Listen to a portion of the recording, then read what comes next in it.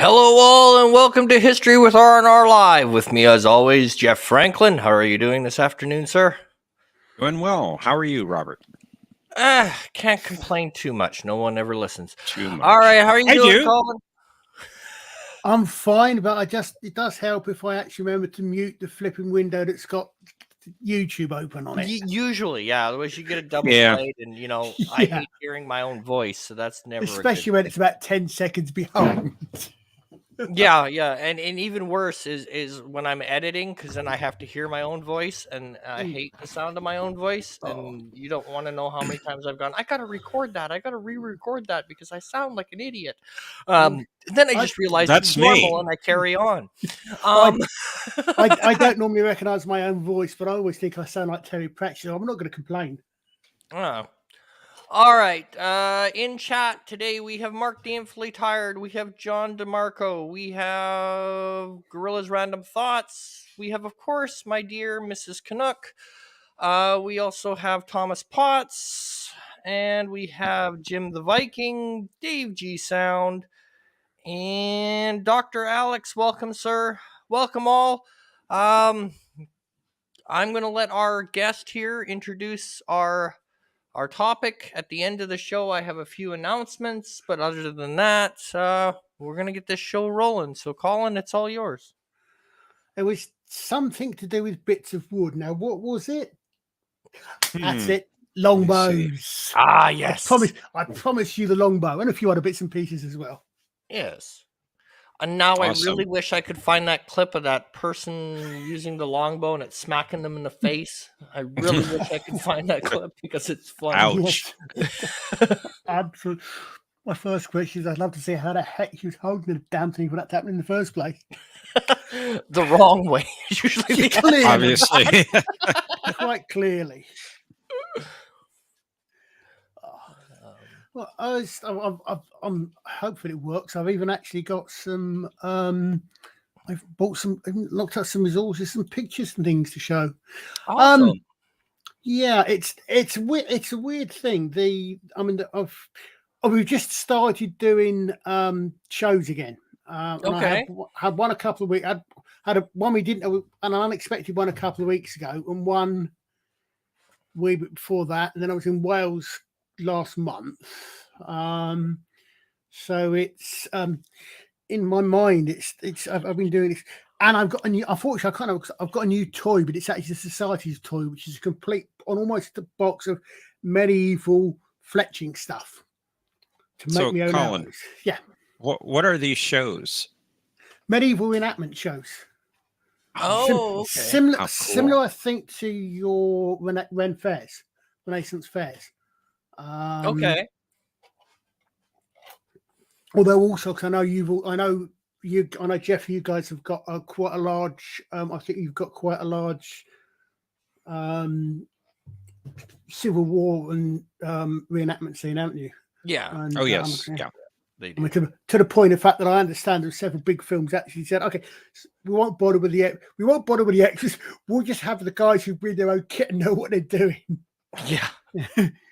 We've done the same over here, but yeah, it's quite funny. It's mainly just sitting around. Well, I don't fight. I'm old.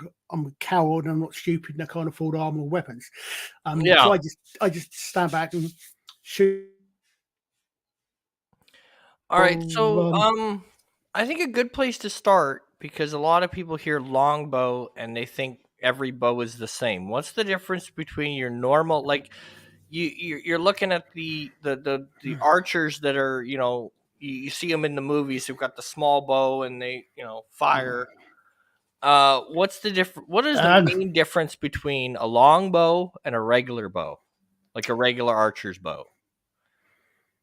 What simply, your longbow's longer than you are. Yeah, literally. That's literally it. It's literally because the bow is the oldest known stored energy weapon. It's a stored energy weapon because the it's such a shame you can't see what my hands are doing here. The energy is stored in the bow stave. When you string the bow, you actually bringing that energy up, and when you pull it back and you release it, but the energy is in the bow, so it's a stored energy weapon. rather than say a sword or even a spear, where the entire all the energy is provided by the wielder. And of course, the bow as a weapon goes back to cave paintings 10, 20,000 years ago. I think this is a valid point for mountains. Yes, I can. Yes, I can do a Carrie Elwes. Unlike other Robin Hoods, I recognise that one as well. Doubly appropriate. Yes, without an Australian accent.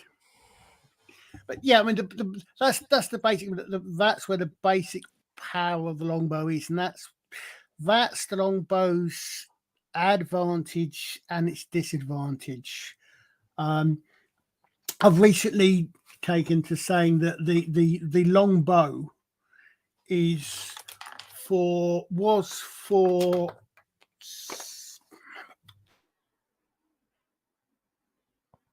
years. It was probably the best ranged weapon in the world.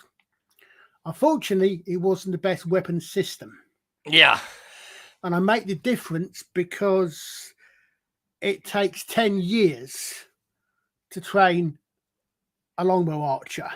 Yeah. It takes 10 minutes to train someone with well, it takes a day to train someone with pretty much any sort of firearm or even a crossbow. Yeah. The reason for that is the strength you actually need to gradually build up to pull the bow. I mean, that's just a generic picture I happened to download, but apart from the where he's got the arrows and the helmet, that actually looks quite close to me.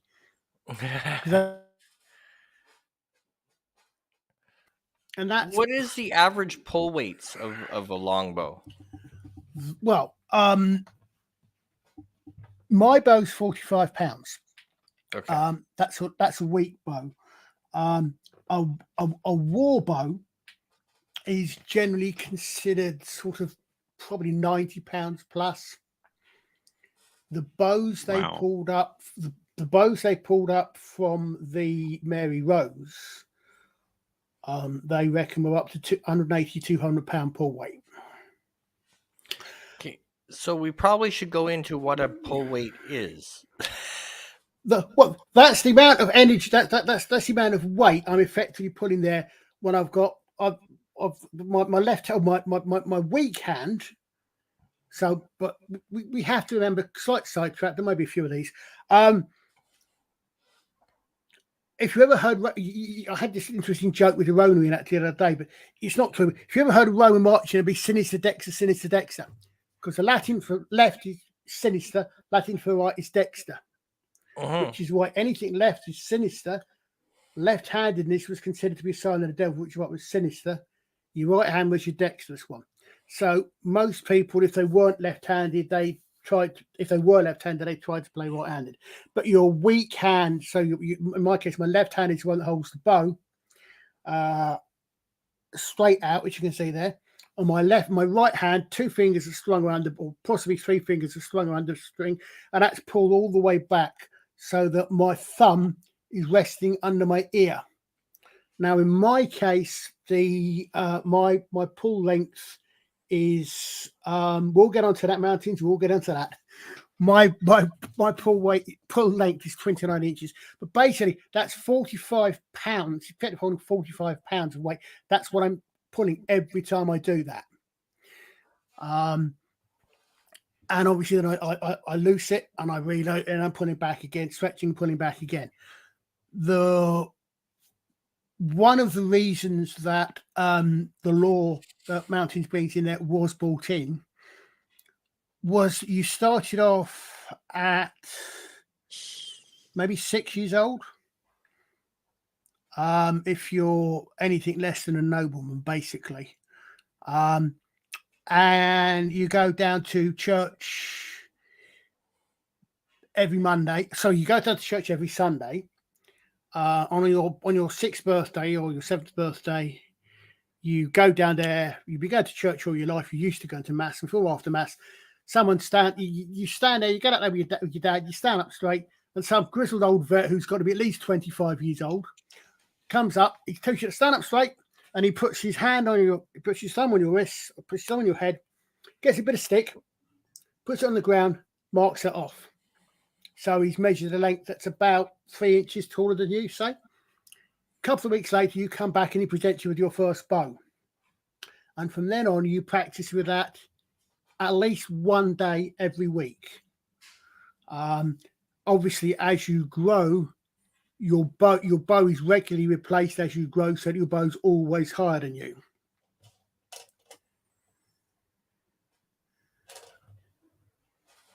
Okay. Sorry, no, I'm just reading Mountains is Monty Python. I haven't heard that one before. I see. Yeah, in Latin. Yeah. So I just worked that one out myself. So yeah, so you're pulling stronger and stronger. By the time you are 11, 12 years old, you should be able to pull at least a 45, 50 pound bow. Yeah. And you should be able to, at a range of about 100 yards, you should be able to put 10 arrows into, say, a gate post.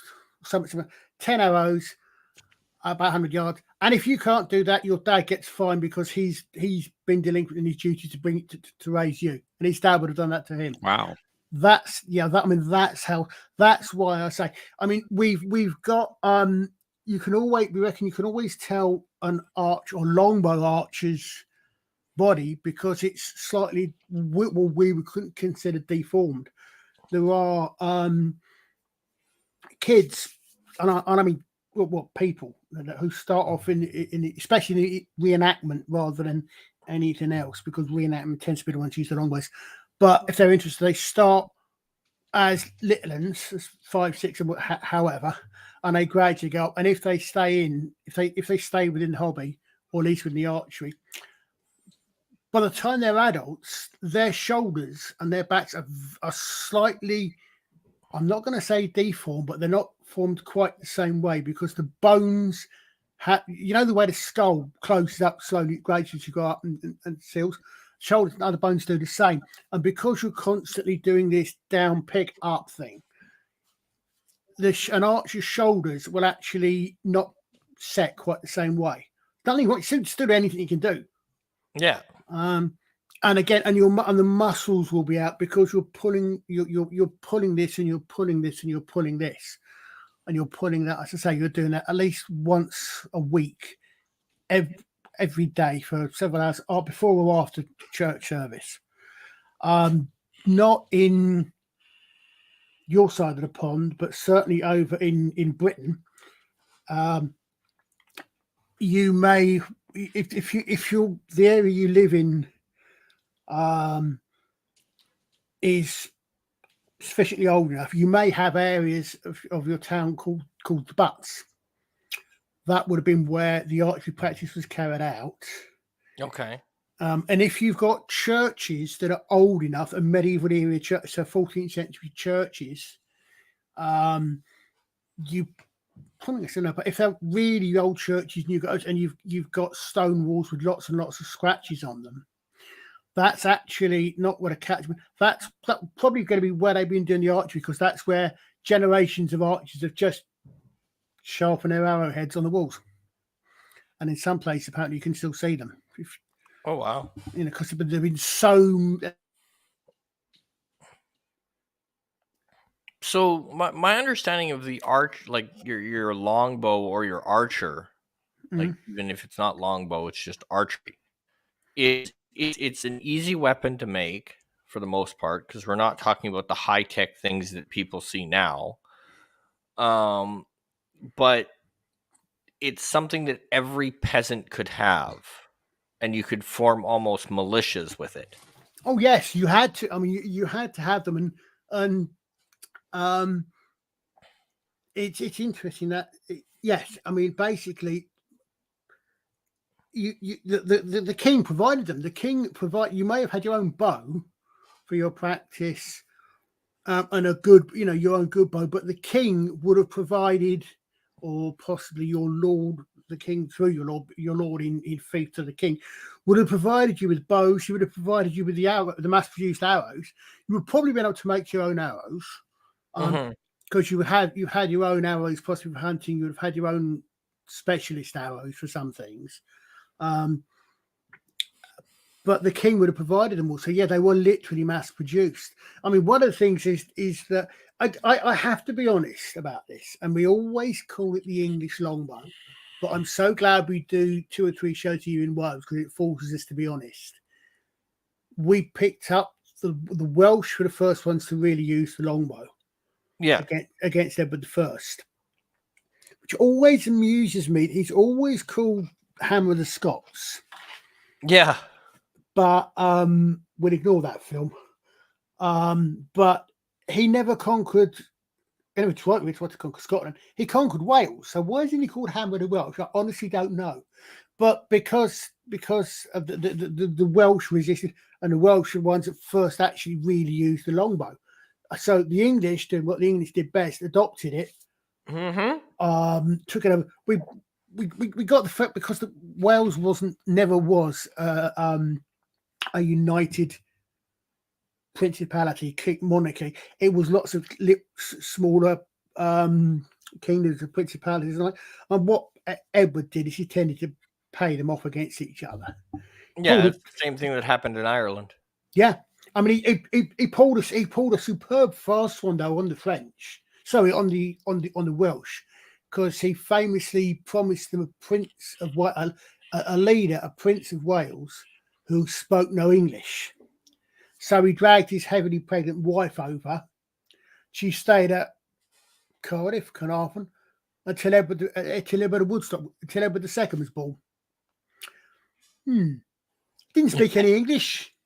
Didn't speak any Welsh either. Yeah. And from then on, the oldest son of the reigning monarch has been the Prince of Wales. Yes. Such as Prince Charles. Charles. Yes. The other thing with the archers and that was it was cheaper to arm your peasants with a bow than it would be anything else. Yeah. Yes. Definitely. Yeah. So it's kind of you're training up an army, even though you're not training up an army, and it costs you less money, but you're ready to defend if you have to. Well, indeed. Well, there had been the idea of militias of call up on demand armies going back. I mean, the Anglo-Saxons had the Fyrd, which was the again the militia that could be called up. So yeah, I mean it was, but the thing, not only that, but because it was an ongoing thing, you had a constant supply of in England. Yeah. Was either a squire, or was either a page, squire, knight, or an archer. Yeah. Once they became adult, they were either a squire, almost enough to be knighted, or they became a peasant, became an archer. I mean, 2 of our most famous kings had some of their major defining moments when they were 16. Edward III at Cressy, and Henry V is 16 at, I think it was Shrewsbury, when he got an arrow in the face. Oh, well, that's which is why which is why Henry V is the first monarch who had stamps, because you only ever see him in profile from one side. Yeah. Because this is going back to what, 14. I mean, Agincourt's 14, 15, so this is probably late 1300s, early 1400s, Shrewsbury. And he gets an arrow in the face, and apparently, when I was actually, it's one I didn't show you. I find out more about these things in case I talk to other people. But he got an arrow in his face, and it goes in his cheek, and apparently it actually went through his brain as well, which they reckon could have been an explanation for why he had visions, because they think it might have hit a particular area of his brain.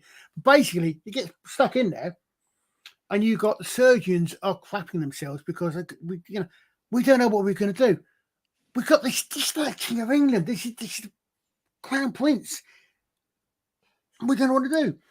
I mean, Richard the Lionheart actually died of his wounds received and from the medical attention of wounds received from a crossbow bolt. In what 1199, I think. Yeah, 1189 to 99, Richard. So yeah, so I mean, we had there was medicine. One of the things that they did know, even though they didn't know about germs, was they knew, for example, that honey is a very good disinfectant. So they'd pack wounds with honey. And basically, there was a surgeon, a barber surgeon, because all surgeons were barber surgeons, who basically he actually slowly opened the wound, packed it with honey, and basically he had a smith create something similar to corkscrew, and he literally pushed it all the way into the wound. It had one of these ends that you screw it and it opens, a bit like the pear, if anyone knows that. Probably never really happened implement, but similar to that, you head in his face, and he gradually screws this out, which obviously left a scar on Henry's face, and Henry was vein bastard. You only ever see it. Yeah. But that device, I think it was called a Bradwell, and some there have been other versions as well, but that one or something very similar is still in use today. If anything, because it hasn't been improved. There's no real better device to do it. Interesting. And I want to circle back because I thought of something funny when you said the British are, England does what they're good at, which is, implementing what went against them. Well, if you stop there and you think for a second, you remember that, they did that because, they learned from the best, something called the Romans. Yeah. The Romans did the same darn thing. I mean, take it and bring it in. I mean, so that's the same. That's why you've got, because we did that. That's why by the time you're sort of 16, I'm very careful if I say this around our fighters, but most of the time they're quite said. You're probably the most dangerous person on the battlefield. Yeah, because that knight in shining armor is actually in our period. My period is around Crest 1346, 1347. Plate armor is only just coming in. Most of the armor is chain. Is mail. And there's an intro, and so there's, but yeah, they're dangerous, but they've got to get at you. I don't know, Thomas. This is oddly enough, I had that kind of thought as well. I don't know. Maybe he's looking for a career change. No. I don't think he'd be eligible. No. I'm too intelligent. Oh well. There is that too. I have an intelligency over rock, so I don't think that works. Let's see if Careful, you may get the channel pulled down. Oh well, when's the first time? I'll see if I can bring the first one of these pictures up if I can. Hold on, because it's one of the things I find interesting and love talking about is we've got literally an arms race. Now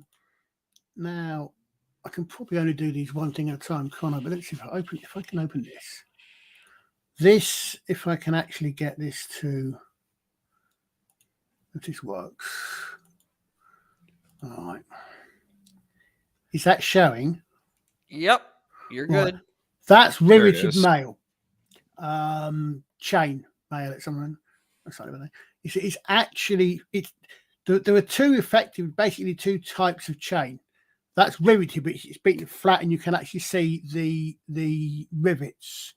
Yeah. And the other kind is I can't think what it's called, but basically it's not hammered flat, so it's round rings, and they're literally just pushed together, and they are, you can see from those, they're literally knitted together. Now that armor is very good against blades, sharp weapons, very good against blunt weapons, but as you can see, it's about 50% air, nothing. Yeah. So we gradually developed. I'm never sure which way this goes, but we gradually developed when mail starts coming, and we develop this, which is a bulking. Yeah. Now that's not as clear as this clearest one I could get. I've actually got a bulking out head, which is about where the actual sharp bit is about twice as long.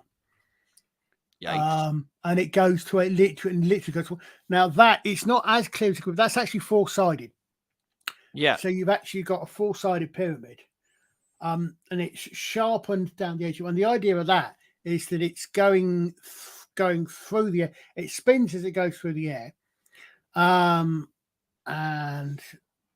if I bring the chain back, I think I can only bring up one at a time, so bear with me with this. But so you can, if you let in mind, you imagine it's going to come through and it's going to hit the chain through somewhere.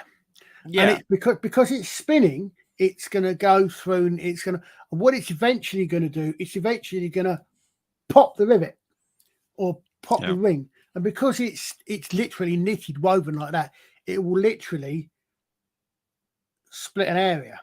It will make a hole. Now we've got a an archer only needs 3 inches. If I get 3 inch, if I get the head of an arrow 3 inches in pretty much anywhere, I'm likely to hit you. Butted chain, thank you, Chris. Yes, it's butted. Thank you. Yes. Yeah, butted is basically it's as I say, it's a ring. Think spaghetti hoops. Yeah. Basically, only it's actually just squeeze out. Even easier to split. But if we get an arrowhead 3 inches into pretty much any part of your body, you ain't going to be happy about it. No. And since I know I wouldn't. That I mean, I said earlier about a better weapon, not a better weapon system.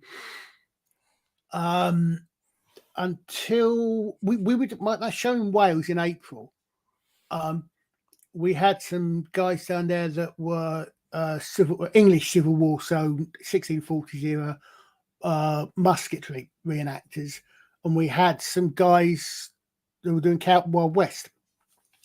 And the only person there who had a higher rate of fire than me was the guy with the 18-shot Winchester repeating rifle.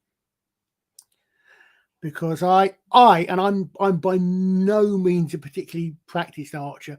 I can get 10, 12 arrows in the air in a minute. And I've not been practicing. The way you do that is you literally put them in the ground and you go down and you knock. And as you're going down, you engage the knock. So by the time you're going down, you're pushing the bow down. By the time your bow's on the ground, you're half knocked already. So you literally pull up, and by the time you're back up, you're completely knocked and you just loose it. So you literally go down. Now, that's one of the reasons you practice for 10 years. Yeah. So your rate of fire is right. Yeah, you've got a coordination, you'll wait, and the muscle, and you can keep that up. You run out of arrows, and you can keep that up, which reminds me of another one to put on there. So I'm just the Middle Ages version of a machine gun. Yes, literally. I mean, the range of a longbow is 2 to 3, maybe 400 yards. Yeah, so it's got a hell of a range compared to anything else. And it's interesting that slight diversion reminds me. There's the other thing I made a list of is it's amazing the number of words and phrases we get that actually come from the medieval archer. So as I said, I mean, we've got the arrows. If I get that arrow, especially if that arrow's been just in the dirt, never mind anything else that might be done there, it's not going to be good. Yeah.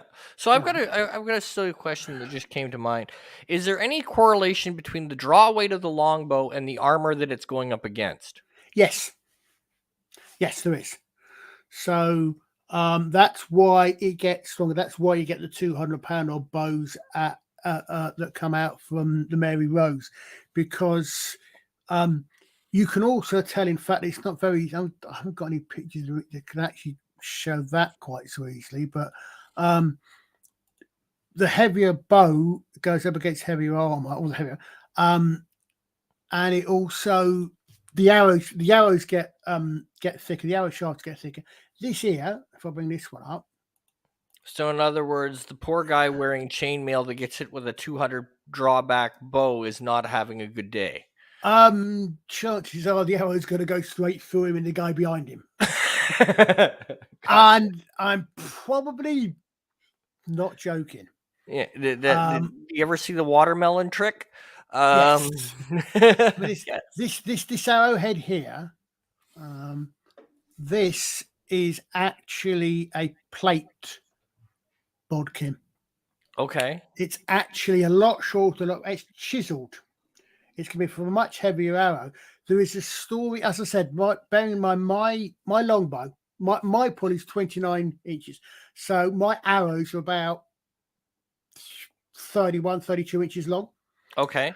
There's a story from Agincourt, so we're talking 1415, full plate armor, of a French knight who's sitting on his horse, and he gets hit with an arrow, and it's not going to happen every day. It's got to be not the most powerful, not the best armor in the world, because armor gets better as they know as the smiths learn how to make better steel and the like.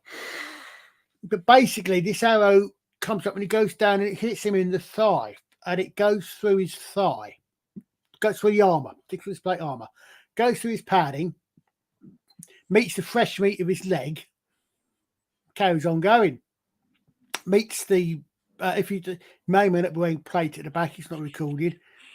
It then comes through, bursts out the skin, and it meets the wood and keeps on going. Yeah. Meets the horse, more fresh meat. According to the stories, the only thing left sticking out of this guy's thigh is the fletching.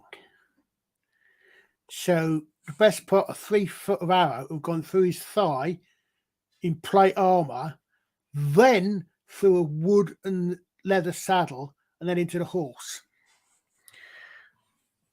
So I'm saying that is the sort of power that the bow actually has. Yeah.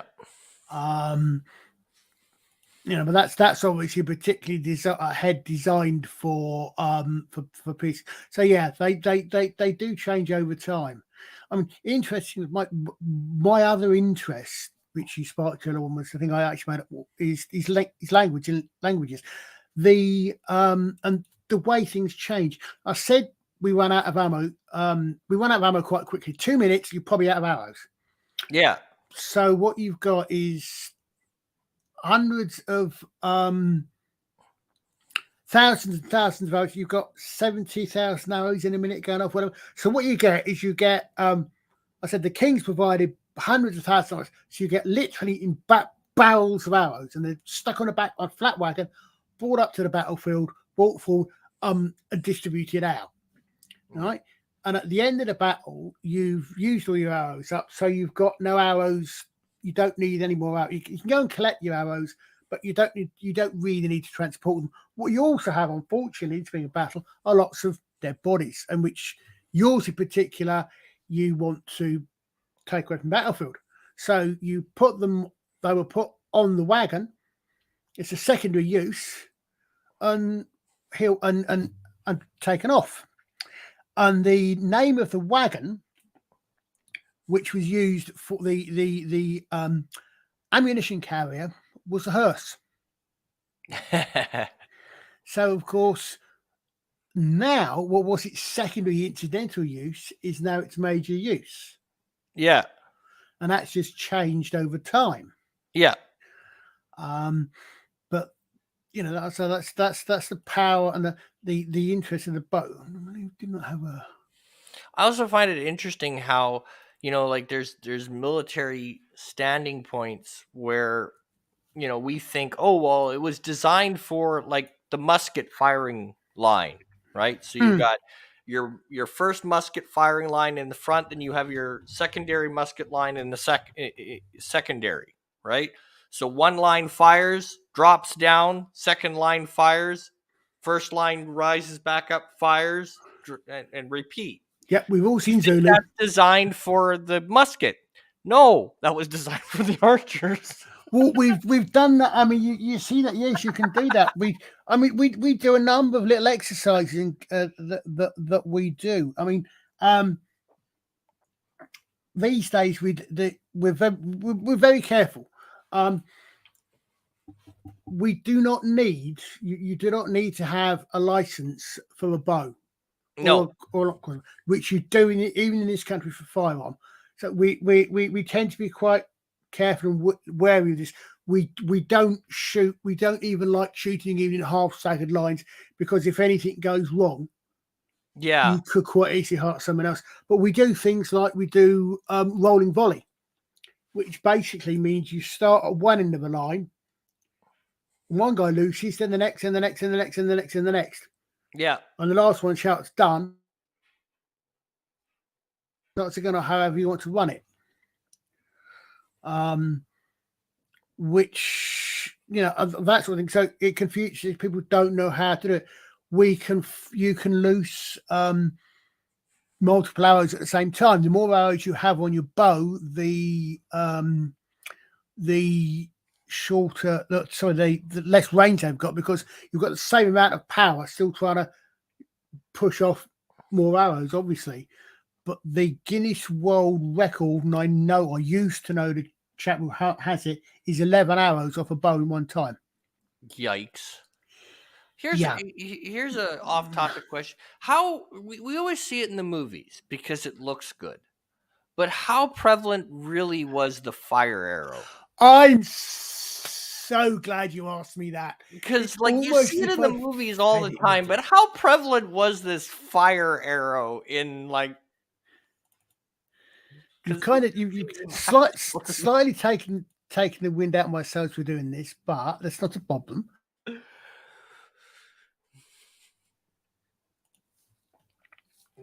Because to me, it always seemed impractical. So you're going to have this fire you can't put out on your side. That's a fire arrow. Yeah. I've got two of these. Okay. I've actually seen another design which is even longer. You can't actually tell. It's difficult to scale there. But what you actually do with this is it's a metal head. It's the only arrow head that's actually designed to be used once. That you only ever expect to use once. But what you do is you take some material, you dip it in pitch, tar, or something similar, wad it up and stuff it in the cage there. Yeah. Then when you're ready to go, you never fire an arrow. You only ever fire a bow once, and that's if it's broken, and you throw it on the fire because it's busted. Yeah. You see, it's one of the things that quite often wines is sort of like to get a tick going from a medieval historian, because if you shout fire to someone in the Middle Ages, they can look around for seeing what's on fire, because it doesn't mean anything else. There are no firearms, so it doesn't mean anything else. Yeah, it's loose. Dip twit. Exactly. It's loose. Exactly. Twit. And as somebody else pointed out, that's another one we've got. But I'll go into that in a minute. But what you do is you fire, you put your wadding words in there. The other one I did see someone actually do was a YouTube channel. I can't remember who it was now. A couple of 3 weeks ago, was a much even longer one than that, and it was a bit like the sort of a long thin cotton spindle, the sort of thing that you get possibly for sewing machines or something, where you get the long thing with the two rings. Basically, similar thing. What you did is you wrapped wadding really tight in that. But the thing is, you don't want that fire anywhere near the wood. No. So what you do is, because as I always say to kids in particular, it shows you what happens when you blow on your candle on your birthday cake. Blows out. Goes out. Exactly same thing in reverse. If you've got a flame, like Hollywood loves to show, going through the air, it's going to go out. Whereas with that, it's got an ember in it, so it's actually going to blow it up. You don't actually, unlike the beginning of Gladiator, you don't shoot these at people, because it's going to bounce and they're going to go, oh look, pull it out and throw it away. You lob it up over the walls, and your best hope is it lands in straw roofs. Yeah, but it wasn't used against knighted soldiers No, like we see in the movies is what I was no, getting at, because yeah, you always see exactly. that Yeah, you yeah, see that fire archer, and he's not firing at a house, he's firing at these plated yeah. armored I soldiers, mean, and it's you, supposed to take you, them down.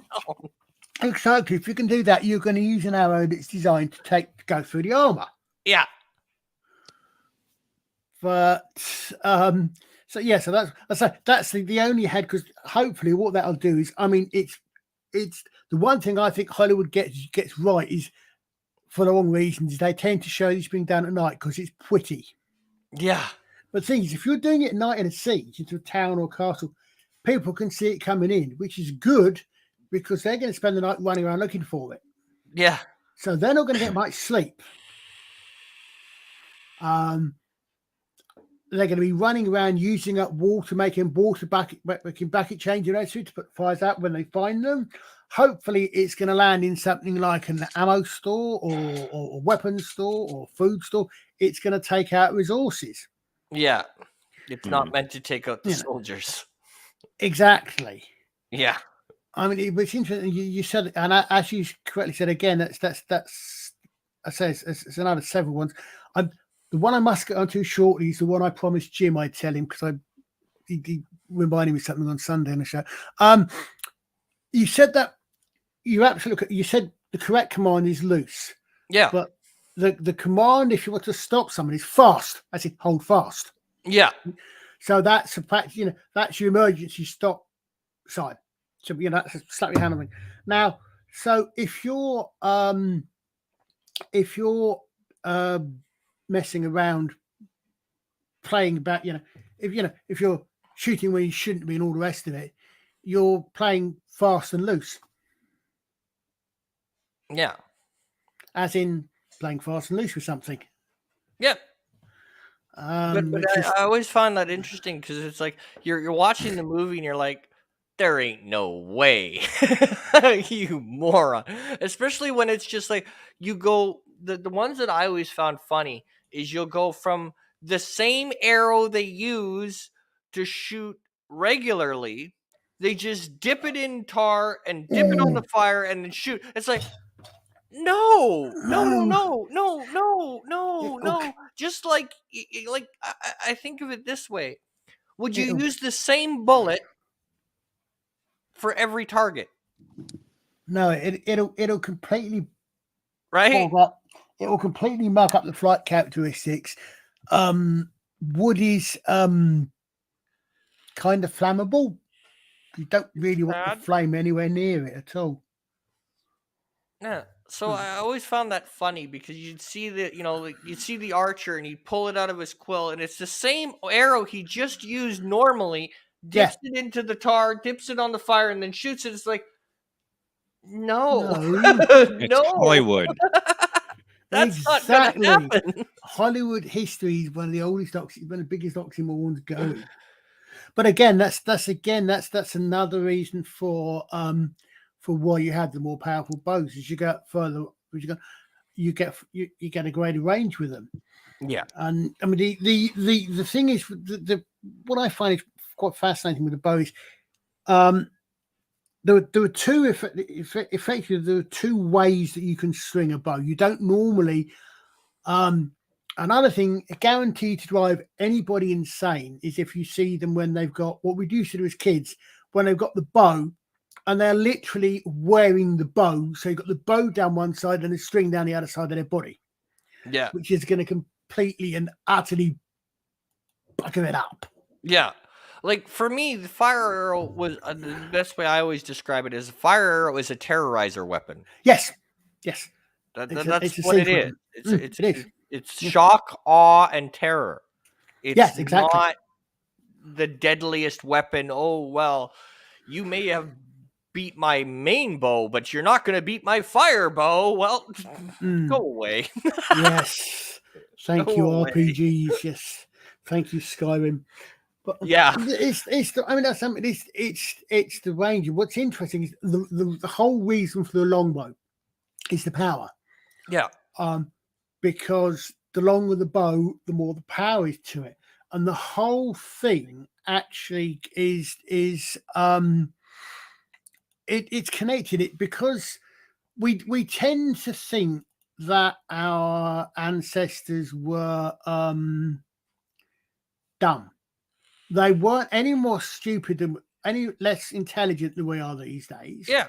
They just didn't have the The same technology. or knowledge. Yeah. But they did know. I mean, say that the whole point of the bow, the longbow, well, any bow, but the longbow is that all the power is in the stretch of the arrow.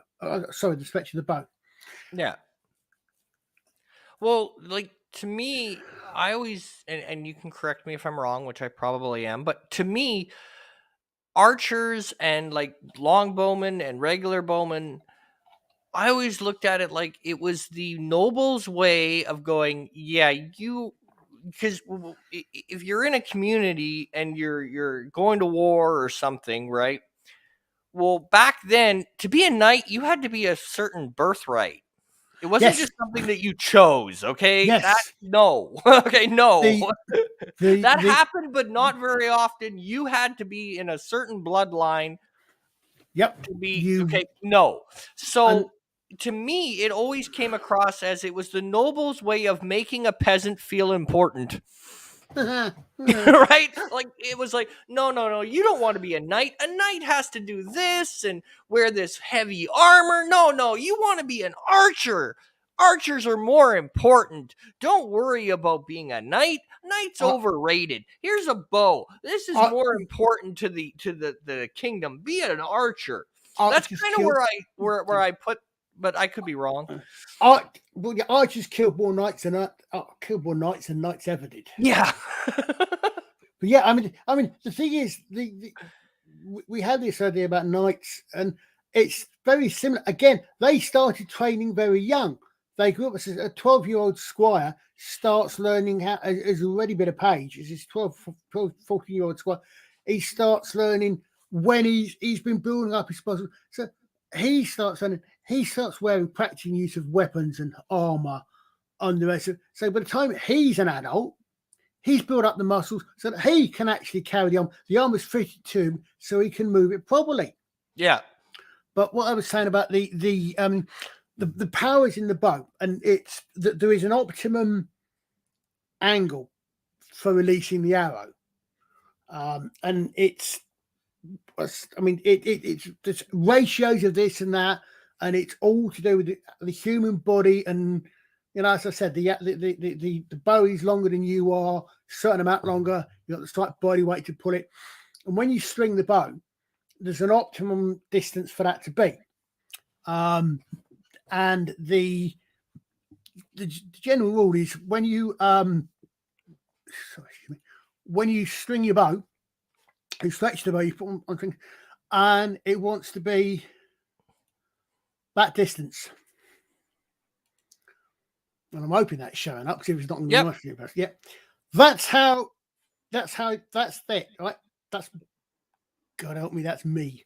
That's my bow, my hand, and that's pretty much correct. It won't stay that way. It never does. But that's the distance for the bow, and that's a general rule of thumb. But also, I was doing this a couple of years ago, and I had one of those really weird moments. You know those things you see in the film where I think what they do is they zoom in the focus and zoom out on depth of field. Yeah. And I just saw my thumb, and I saw that, and I thought, because your archer's not normally on his own; he's normally a group of you, and you're going to have an art on the line. You're going to have an archery commander, and your archery commander is going to want to know when you're ready to shoot. And basically, what he's asking you is your bow strong? Because all the other commands come in a minute. Is your bow strong? And I just had this view, and I thought, well, hold a minute, I've just checked my bow strong. If I shout out yes, he's not going to know who I am. What am I going to do? Thumbs I'm up. going to hold my hand up and say, yeah, my bow's strong. Yeah. Maybe it might be important because we see it in the movies where, when they're trying to be accurate, and you always see the archers with one gloved hand, one ungloved hand. Why is that? It's probably because your gloved hand is the hand is holding the bow. I'll bring that picky up again. And you've got what you might have is I can't remember which glove. No, it wasn't. My archery glove, my right hand glove. You see, my left hand's holding the bow. Yeah. So what I don't want is that string coming along there. That's why you can just about see the brace of there. That strapping there. That's my brace, which is on the inside of my arm. So Yeah. if you imagine that's turned 90 degrees up, so the bow's up. In fact, I can probably even actually do that. Let's see if this will actually work and show. Yeah, that's gone. Yeah. Yeah. So you can see. So basically, I don't want my bowstring coming along there and catching my arm. It stings. Trust me, it stings. Yeah. So that's one reason for the hand on the bow. It's not Yeah. for Yeah. it's because people always thought, well, that must have been the style. No, that's there for purpose. That's not there for style points. Yeah, I mean Yep.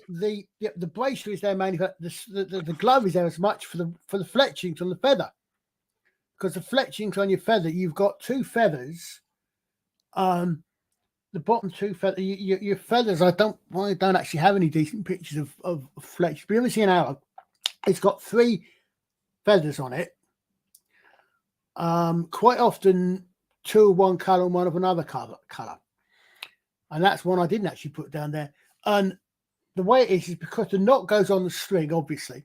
So what you've got is if you can imagine it, you've got three feathers. The two feathers that are at 120 degrees to each other, 240 degrees, right, are going to go reasonably smoothly over the bow, because they're not going to get pushed that much, because they're quite wide angle out.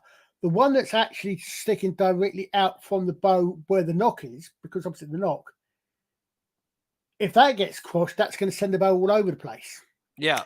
That's called the cock feather. And if you get it wrong, you've got the cock feather up. Yeah. So that's again another phrase, and that the main reason for your arrow for the glove there is to stop the feathers, actually, because they can still catch and cut nastily. Your right hand is likely to be my actual archery glove is actually it's a two finger, it's at least 2 finger gloves or Okay. 3 fingers. So I've actually got some protection on my hand. Yeah. For picking up for the arrows, again for the arrows, but my three main fingers, the three fingers I use, it's usually one finger above and two below the knocking point. You can just about see the knocking point there, exactly where my thumb is. I don't know if it's clear enough on that. Yeah, I can just about make it out. Hold on. Oh. Yeah, that ring there. You don't always have one, but that's basically the knocking point. That's where you actually knock the arrow. Yeah. And if you knock it down, if you knock it below that, it actually tends to make the arrow go up and therefore fly longer for longer range. But you've got one finger above and two fingers, one or two fingers below.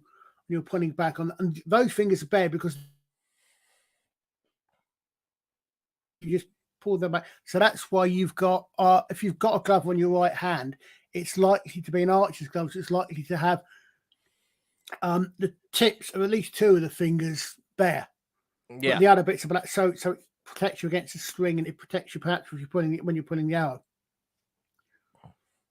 Yeah, but it's not for style points. There's actual rational reason behind it. It's nothing to do with Michael Jackson whatsoever. Yeah, it's not style points. No. So Mountain says another great thing. Oh, my other favorite. 2 finger salute at Action Corps. I think I'm possibly going to disappoint him there. Yes, the story for that, if people don't know aware, is the idea that, as I just said, you've got your two fingers. Those two fingers that are what you normally pull the string with. Now, I don't think that's the case for several reasons.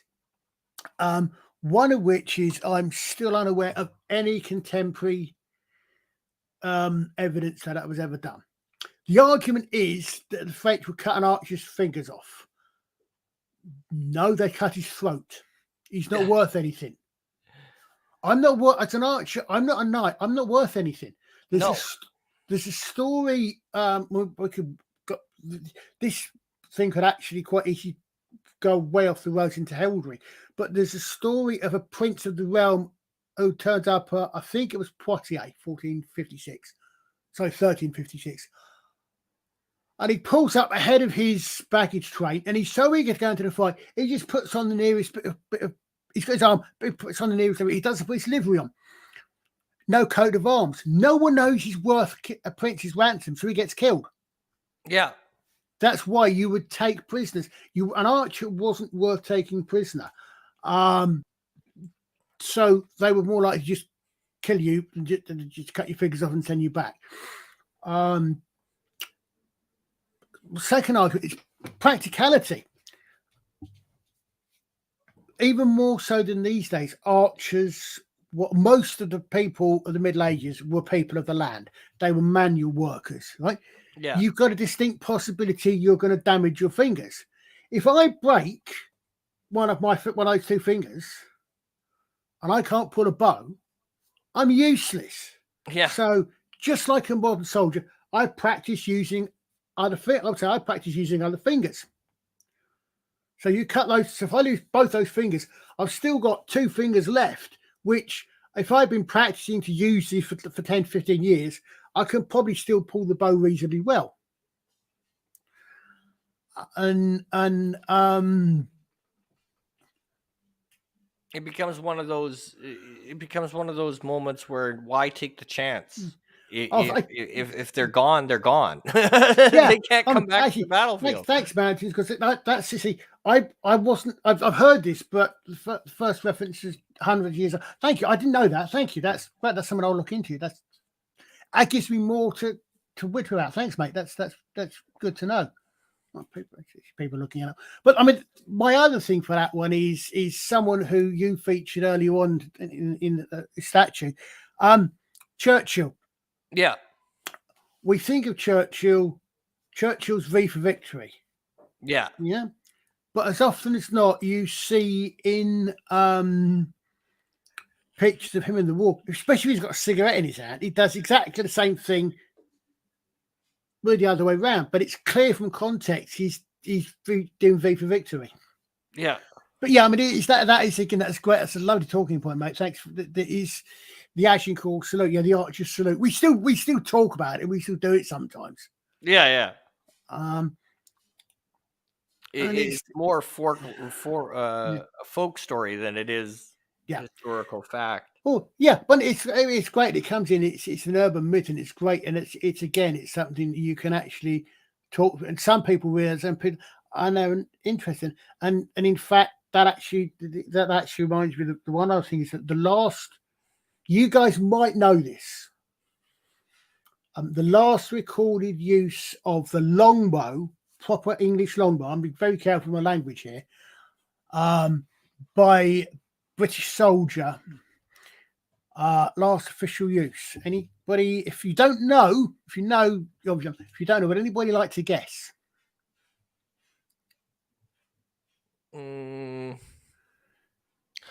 Something in me wants to say World War II, but I could be wrong.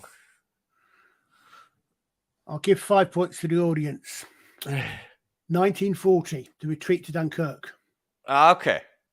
There's a chap, no relation, but named Mad Jack Churchill, who was an Olympic longbow archer. This guy, even more important for D-Day, mate. Yes, he's more importantly known for committing a war crime on D-Day of actually marching, because he was an officer of the Scottish Regiment, marching up the beaches on D-Day playing bagpipes. Oh, that's a war crime. And carrying a claymore because he recommended that an English officer should still carry a sword. But the retreat to Dunkirk, it's possible he may have thought that he was it was going to be quite short. The war, maybe thought the war was going to be over. He was practicing because ready for the night. Would be what? 42, I suppose. 42 would have been the Olympics that were in the middle of the war, wouldn't it? Maybe. But he got his bow with him, his arrows with him. So he goes pat on a retreat to Dunkirk, and he goes ahead of his troops. And every German soldier he sees, twang, one dead German soldier, silent weapon, hopefully potentially reusable, which means they don't even know what killed the guy. Reusable ammo. Yeah. And it turns the guy around. And the thing is, that as I discovered a couple of weeks ago, someone finished it for me, when he got back to England, he billed the War Department for his arrows. And they paid him. There you go. Which means that bow was an official weapon of the British Army. Yeah.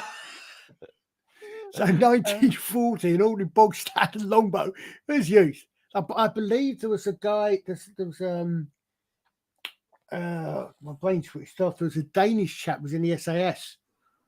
Didn't survive the war. Was he Danish? I think my brain's gone. I think he used a bow as well. I've forgotten what the chap's name was. It's amazing how when modern weapons fail, the old ones don't. Just saying. Yeah. You know, if you think about it, when your gun jams, you move to your knife. Right? Like, yeah.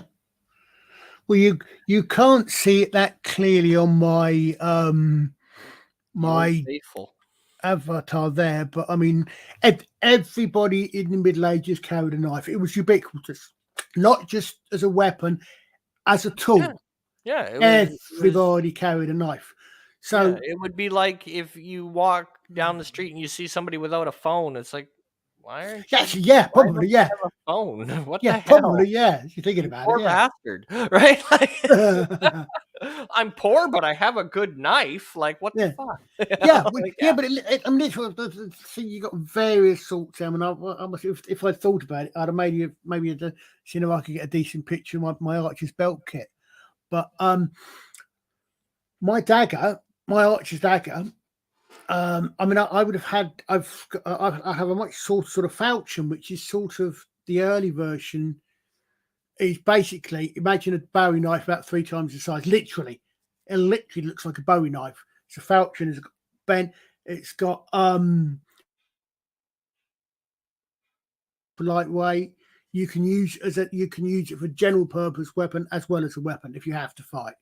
Yeah. But a knife. The thing with the knife is I have a quite thin knife because if after the battle or in the battle, I'm going to go and I'm maybe got a load of knives, especially Agincourt, for example. The French never did learn, but they charged us. They charged us at Agincourt. Henry had set up, and they charged us in the mud. And I think we may have discussed this because we talked about Agincourt a while ago, didn't we? Yes. And one of the major causes of death for the French knights was drowning in the mud. But they come off if they come off their horse. Now we've said their armor's fitted. They can. I mean, you get people these days. They'll demonstrate. They'll do forward rolls and dancing. The armor's perfectly movable. It's not. You're not as mobile as an archer, for example, because I need to be able to run faster to get away from any of these buggers that survive. But if I got an archer whose armor's damaged, he's trapped on the sword, I can just go up to him. I can just hold my knife 6 inches from his eyeball and ask him if he surrenders or not. Yeah. That's a language that's kind of doesn't matter what language you speak, he's going to understand that one. Yeah, and the other thing too, I think that really irks me. There used to be a show where they would pit like one warrior against another. I remember that. That show used to piss me off. And the reason, like, they did one where it was ninjas versus something. And I'm like, yeah, but ninjas wouldn't fight head to head. They'd attack at night when they were sleeping. They wouldn't line up on a battlefield. That's not how they fought, you moron. Yeah, I know. I remember. You're comparing that would be like, okay, archer versus a knight, and they're starting out 6 inches apart. That's not going to happen on a battlefield, you moron. No. Right? Like, I'm sorry, No. but no. I'm not letting night get anywhere near me. Yeah, exactly, right? So it just, to me, I always laugh when people go, well, these warriors were better than these because this show, and I actually had a friend tell me that, and I'm just like, yeah, but they're comparing two different battle groups that fight completely different. An assassin is not going to go head to head with they're going to attack at night when the person's sleeping. No. Well, I mean, interesting. Again, having a similar discussion with some chaps. This show I was up at the weekend, last weekend. It was a multi-period bash, or weekend before last, I don't know. There were some Roman guys, and we were talking to. I was saying probably the Roman army in its probably would have wiped out nearly anything on a medieval battlefield because they had the testudo, and that would have been pretty efficient against archers. Yeah. They wouldn't get in close. Yeah, but it's just that warfare changed and changed and changed. I mean, much as I love the Fallout games, and I just started playing Fallout New Vegas again, the war never changes. It does. Yeah. Um, Yeah. And Mountains mentions Metatron. Yes, Yeah. he does some really good stuff. Also, Shadiversary does Yep, some really good stuff. I actually caught a while ago. I hadn't seen it before, but there was Shad actually. I think it was on Night's Watch. He actually did a role player, and he was GMing, and Metatron was on there. Was a chap I can't remember his name. Was when I think it was from Scholar Gladiatoria. And the guy who runs he does a lot of nightly stuff. He's got stables and the rest of it, and I can't think what his name is. He also, as it happens to be the owner or chairman of a company called Rebellion Comics, who happens to own 2000 AD. So did a video with Linny Beige, who was also on this role-playing game, entitled "The Man Who Owns Judge Dredd." But that was cool because they did it because Shad, being a medieval, he was actually doing a medieval role play. But yeah, but Metatron was on that as well. But yes. Yeah. But it's just like, to me, I always laugh because I think Hollywood is really the only time that we can sit there and go, well, it happened in the movie. We know the movie is fictional, but yet we expect what happens in the movie to be factual. And I've never understood that. It's like, you know that they did that for movie's sake, right? Oh, you know that little thing wouldn't go through that plate armor, right? You know that wouldn't happen, right? You know that. And it's like, well, no, I just need go away. The best example I think of Hollywood history is a channel who doesn't do much, but it's called History Buffs. Nick Hodges, and he does his last one was actually quite interesting. Was a series called Narcos, which I've never seen, but it's about the DEA taking out Pablo. It was about Pablo. Oh shit, Escobar. Sorry, I'm completely brain fired to myself on what I was saying there. It's all good. Yeah, no. So yeah, she does this, and one of his best ones is what Nick does is he does. If you've never seen him, he does history versus the films from a history. He was doing Braveheart, and I think he got 10 seconds into the first bit before he shouted. Yeah. Like it's funny because even in war documentaries, you look at some of them, like war movies that are based on a historical event. And if you put a historian in front of that movie, they are going to flip the hell out 90% of the time because a lot of stuff is done for aesthetics. Yeah. And a lot of things are done for story, where you're looking at it and you're like, okay, but but that would never. No. Why? What the fuck? No. Yeah. And it's always funny to me because it's like you realize that wouldn't happen, right? Yeah. But the I think it's a good place to end on for this week because we've gone over an hour, and I usually keep these about an hour, and I have a lot of things to do. So I'm going to let everybody go around, and I'll start with Jeff. Jeff, you there? I am here. Yes. All right, Jeff. I'll let you promote your stuff. I know you guys have some interesting stuff going on. I think on Sundays, maybe. Yes. There's a rumor. There's a show on Sundays. I don't know, but you tell us all about it. There's at least one show, but the show I think you're talking about is a question of truck. Yes. Yeah, that's Continuum Trucks channel, and we have a little quiz show that we do every Sunday at 4:30 Eastern time, and we'd love to have you there. We just have questions about Star Trek and animations as well. We had a particularly funny animation yesterday, so do check us out. Come to the channel, enjoy the quiz, and maybe we can have you come up on the show as well. So.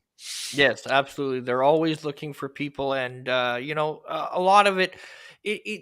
What I like about Question of Trek, and I don't get honestly, I don't get there as often as I'd like. They're not one of these quiz shows where if you don't know every answer, you're not, like, oh, how do you, and you call yourself a fan or something like where you get ridiculed because you're not the smartest man in the room. It's all for fun, right? Half the time, yeah. it's not one of these quiz shows. So don't approach it like, well, I have to know everything there is to know about this topic to be on that. No, it's for fun. We only do that to Conti. Yeah. Conti's the only one that has to know everything because he made the claim. So it just has to be. Exactly. All right, Colin. Anything else going on? Not much at the moment. We're still doing the FFSI channel, but we haven't done much on that recently because the other guy I run it with, he's got some. He and I, in fact, have actually been quite busy working. He's actually writing a book, which is going to get published soon, hopefully. But we've been spending a lot of time working on that one. But hopefully, we'll have some stuff coming back on FFSI again soon. Awesome. All right. And just a quick reminder, if anybody would like to get on this show, we do them every Mondays. We've moved the permanent time slot to 1 o'clock p.m. Central. So if you're available during 1 p.m. Central on a Monday, drop Jeff a line because he does all the scheduling for this. And even if you can't make it on a Monday, we are open to doing records. And then we're looking at maybe doing it where this is a premiere, so we can accommodate more people that want to come on. But just I work on Monday afternoon. I can't get there live. So do reach out. That would be a problem. Jeff, reach out to Jeff, and I'm sure we can accommodate most of the time. Just a quick little scheduling note. This is the last thing that will be on this channel for a bit. I'm going to be stepping away for 2 weeks as Mrs. Canuck lands here in Winnipeg tomorrow at 6:45 p.m. So I will be taking a 2-week hiatus as Mary and I, travel around Manitoba and just enjoy some time together. So I'll be taking 2 weeks off. I might get a few things released, but I'm not promising anything. So I'm just saying there'll probably be a 2-week hiatus, both on this channel and Rambling Canuck. So just be aware of that. The channel isn't stopped, or you don't see this live for 2 weeks. It's not we're gone away. It's just I'm taking some downtime. So with that, I will end this like I always do, and as my ex-co-host did.